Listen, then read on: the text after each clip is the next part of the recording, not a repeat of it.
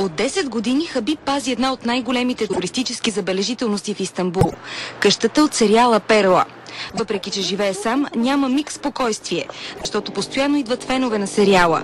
Понякога повече от 150 на ден. Най-много искат да видят спалнята на Мехмет Инджи. Искат да се запознаят с Каванч, да си вземат автограф от него. Любопитно им е какви мебели има тук. Те си мислят, че едва ли не героите живеят тук. Хората си мислят, че като дойдат тук, ще видят героите.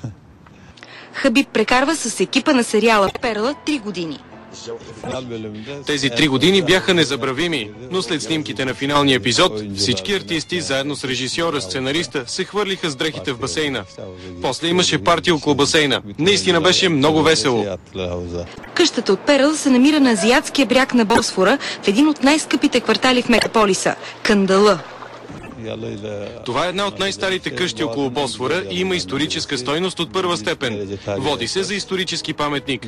Построена през 1853 година. Перла не е единственият сериал, който е сниман тук. Вече 30 години сегашните собственици я дават под наем като снимачна площадка.